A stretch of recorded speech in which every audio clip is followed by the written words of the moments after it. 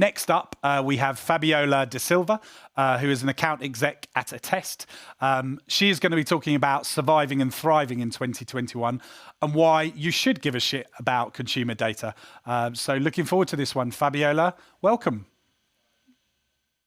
Thanks very much. I'm very excited to be here today. Thank you, everyone, for joining me into why should you give, in plain English, a shit about your consumer data.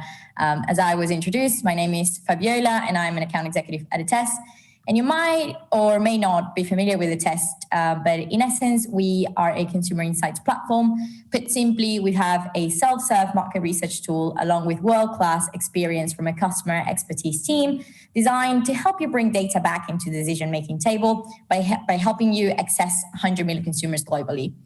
Gymshark, TransferWise, eToro, Ocado, Rover, Klarna are just some of the names of organizations that have chosen to grow, driven by insights through the access of our tool in marketing and innovation functions.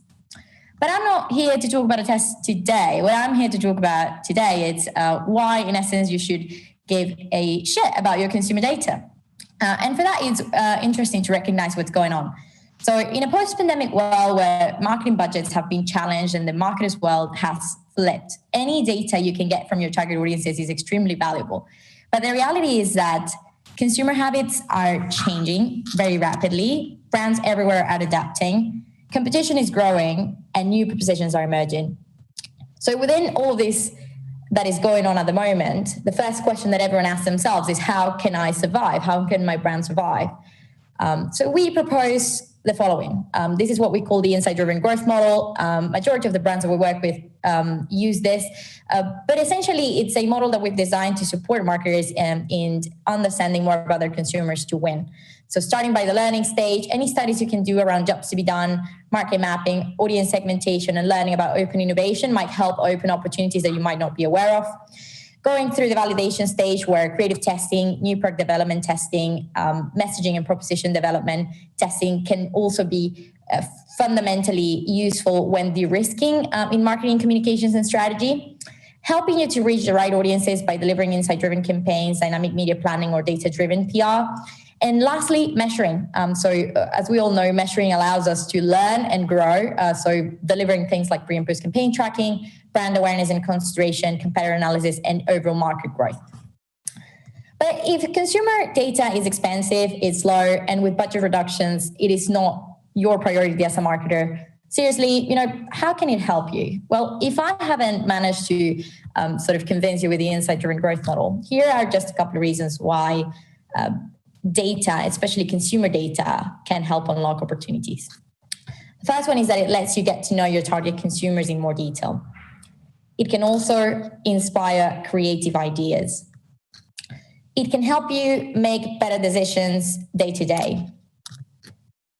It also prevents you from making costly mistakes. It helps you spend budget more strategically, and it lets you optimize on your marketing efforts. It also lets you know how well you're doing. And finally, it helps you keep tabs on competitors. So how does this look like in action?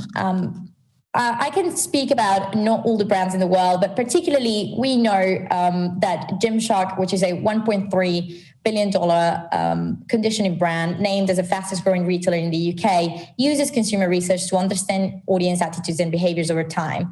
And they've used this to pivot their marketing spend and efforts to the shift in new normal, allowing them to stay relevant and think long term, just as an example there. And I wanted to give you 3 tips that you can do right now to get the most out of your consumer data. So you don't, it's primarily what I'd like you to leave with from this presentation. The first one is to focus on the actionable insights. So things that will move the needle. Do we really need to spend 3 hours analyzing results, or can we find a product that reduces the analysis time for us to way less than that?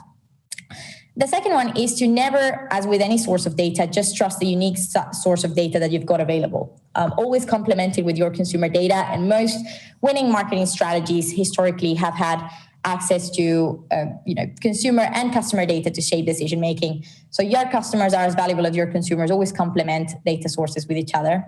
And the last one, which is perhaps the most important one for me, it's to make data actionable. So iterate on it, even if it has to be small, but do it quickly. So if your data is saying that 75% of your target consumers resonate more with creative B versus creative A, just roll out the right creative, even if it takes perhaps a little bit more time, but just roll out the right creative. At the end of the day, you are trying to make the best for the consumer. And if the consumer is giving you the answer, use the data for something that is actionable, especially when in a time where iteration has become the sort of new normal. Lastly, some quick takeaways. So the world is different and brands are adapting, so should your brand. We have an insight-driven growth model that is a useful tool to think about the areas where insight might help unlock growth. Consumer research helps you unlock opportunities, validate decisions, raise strategy, and stay ahead of your competitors. And if there's one thing that I'd like you to remember from this is that data is great, but it needs to be actionable to be useful. And long, expensive pieces of research for brands that are moving the needle are not the way to move forward anymore. At the end of the day, great companies are the ones that put consumers at the heart of the decision-making process. We want to make that possible for as many brands as possible in the world to make them go from good to great. Thank you very much. Fabiola. I'm open to what I have. Thank you. So how do you think about the necessary sample size for some of these insights? I know that you guys allow for very quick in market, kind of not real time, but much closer to real time than the old model insights. But can you make decisions, actionable decisions based on smaller samples with that type of approach today?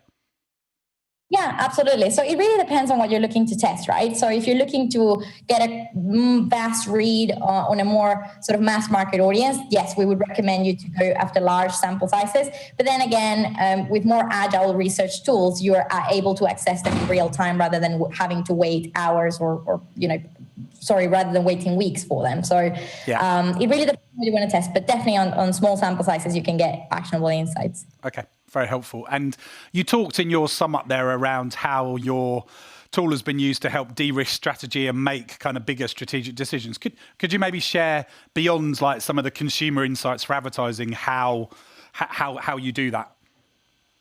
Yeah, I can give you a tangible example. Bloom & Wild, which is a British flower direct-to-consumer flower brand, has used Attest to de-risk international expansion, for example, when they expanded to a specific market, which is, well, in their case was Germany. They sort of tested whether their very successful direct mail campaign would work, the one that they delivered in the UK that was very successful, and turned out that after doing an Attest test, it turned out it wouldn't necessarily have been that successful to launch a direct mail campaign. So they focus on other channels.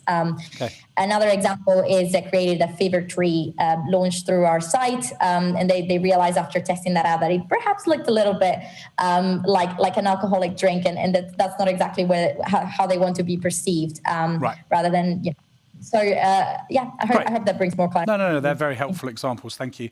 And I mean, there's obviously a lot of quantitative data, third-party data out there, second-party data, and then you've got, I guess, your more qualitative. How do you think about bringing those kind of different data sets together? Yeah, I think, thinking as a marketer for a second, you have to look at all the touch points that can give you some information about the consumers you're going after. It's not worth to just put one and say, this is the absolute source of truth. The most important thing is that you look at different touch points and you use that to inform your decision making. At the end of the day, what we're after is that all decisions are being informed by data rather than guesswork. A lot of people ask us, like, who's your main competitor? And we always say it's just guessing. And it's mainly because nowadays going with a sort of guessing-led or intuition-led strategy does not work, and actually what the data is showing us. So that's what we're at. Okay.